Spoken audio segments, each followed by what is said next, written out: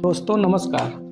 भगवान बुद्ध विश्व के पहले महामानव थे जिन्होंने स्त्री जाति के प्रति सम्मान व समानता की भावना प्रकट करते हुए धर्म के समक्ष उन्हें बराबर समझा और भिक्षुणी संघ की स्थापना की, जिसमें बहुत से स्त्रियां भिक्षुणी बनी और अपने जीवन में राहत को प्राप्त किया। ऐसे ही बहुत से भिक्षुणियों की कहानी आता है जिसे हम थेरी गाथा के नाम से जानते हैं। अमूल्य जातक कथाएं इस चैनल पर आपका स्वागत है। आज एक थेरी गाथा का विवरण दिया जा रहा है जिसका नाम है भद्रा कुंडल केसा थेरी गाथा। भद्रा कुंडल केसा का जन्म राजगिरी के एक धनवान सेठ के घर में हुआ और वह उनकी इकलौती पुत्री थी। उसका वास्तविक नाम भद्रा था। कुंडल केसा नाम प्रवज्जित होने के बाद पड़ा। तरुणावस्था को प्राप्त होने पर एक दिन उसने देखा कि नगर कोतवाल पुलिस के सिपाहियों के सहित उसी नगर के राजपुरोहित के पुत्र तत्थुक को चोरी के अपराध में चोरी के माल के सहित बद स्थान की ओर मारने के लिए ले जा रहे हैं। अपने भवन के झरोखे से उसे देखकर भद्रा को उस पर दया आ गई और वह प्रेमासक्त भी हो गई। उसने खाना पीना छोड़कर यह प्रण ले लिया कि यदि मैं इसे पाऊंगी तो जीवन धारण करूंगी, अन्यथा मर जाऊंगी।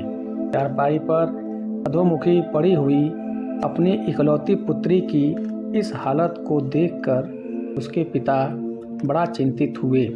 अपनी बेटी से उसे बड़ा स्नेह था, इसलिए कुछ रुपए पैसे देकर उसने किसी प्रकार के उपाय के द्वारा अपराधी को मुक्त करवा लिया। रत्नाभरणों से अलंकृत कर भद्रा का विवाह करके उसे अर्पित कर दी गई। भद्रा उसकी बहुत सेवा करती थी। कुछ दिन आनंद से मौज मस्ती से बीत जाने पर चोर सत्तोक ने भद्रा के कीमती रत्नालंकारों को लेने की और भाग जाने की इच्छा की। भगवान बुद्ध की यह वाणी सही है कि जन्म और जात से कोई बड़ा नहीं होता, आदमी संस्कारों से बड़ा होता है। राजकुलों के और राजपुरोहितों के घरों में पैदा होने से ही आदमी बड़ा या महान होता है। इस बात को बुद्ध ने स्वीकार नहीं की थी। ऐसे परिवारों में भी घटिया संस्कार होते हैं। यहाँ एक छोर पर भद्रा है तो दूसरे छोर पर सत्तुक जैसा महाचोर ने भद्रा से कहा कि जिस समय मैं नगर कोतवाल के द्वारा वध के लिए वध स्थान पर ले जाया जा रहा था, उस समय मैंने उस स्थान के देवता से यह मनौती की थी कि यदि किसी प्रकार मेरी प्राण रक्षा हो जाएगी तो मैं उसकी पूजा करूंगा। भद्रा, तू पूजा की सामग्री तैयार कर। भद्रा ने प्रसन्नतापूर्वक पूजा की सामग्री तैयार कर ली। दोनों जाने के लिए निकल पड़े। उनके साथ उनकी कुछ सेविकाएं भी थी। वे पर्वत के पास पहुँचे। दुष्ट ने भद्रा की सेविकाओं को लौटा दिया और उसे लेकर अकेले ही पर्वत पर चढ़ने लगा। भद्रा पूजा पात्र हाथ में लिए पर्वत पर चढ़ी जा रही थी। इतने में उसके स्वामी का रुख कुछ बदलने लगा। फिर भी भद्रा उससे अत्यधिक प्रेमासक्त होने के कारण उसके अभिप्राय को ठीक ठीक नहीं जान सकी। दुष्ट ने कहा, भद्रा, तू अपनी चादर को उतार, उसमें सब गहने बांध ले जिन्हें तू पहने हुए है। भद्रा ने कांपते हुए पूछा, स्वामी, मेरा क्या अपराध है? दुष्ट ने उत्तर दिया, तू अपने मन में क्या समझती है? क्या मैं यहाँ पूजा करने के लिए तुझे लाया हूँ?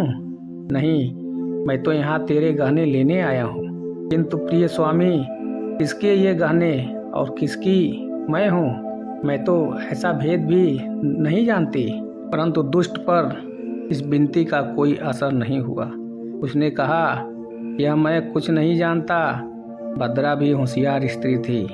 वह पति के कहने के अनुसार ही करने को तैयार हो गई, किंतु उसने प्रार्थना की, आर्य, मैं आपकी आज्ञा का पालन करने को तैयार हूँ, किंतु मेरी एक अंतिम इच्छा पूरी करो। मुझे वस्त्राभूषण पहने हुए ही एक बार अपना आलिंगन करने दो। धूर्त इस पर तैयार हो गया। आलिंगन करने का बहाना कर भद्रा ने उसको ऐसा धक्का दिया कि वह पहाड़ से नीचे जा गिरा और खंड खंड होकर मर गया। उसकी चतुराई को देखकर उस स्थान पर रहने वाले देवता ने प्रसन्न होकर कहा, सभी जगहों पर मनुष्य चतुर नहीं हुआ करता, कहीं कहीं स्त्री भी उससे अधिक चतुर हो जाती है, यदि वह एक पल भी चिंतन करे।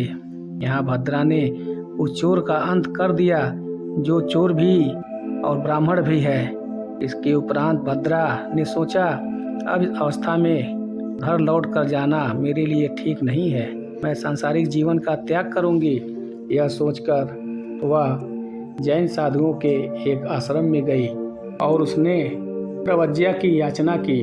वहाँ ताड़ की कंघी से उसके केसों का लुंचन किया गया, जिससे बाद में उसके बाल कुंडल के आकार में घुघराले होकर उगे, इसलिए उसका नाम कुंडल केसा पड़ गया।